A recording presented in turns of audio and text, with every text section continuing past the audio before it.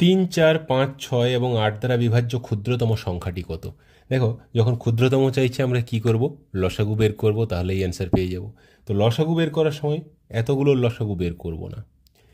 3 আর 6 এর লসাগু কত? 3 2 6, তাহলে 3 আর 6 এর লসাগু শুধুমাত্র 6। আর 4 8 এর লসাগু কত?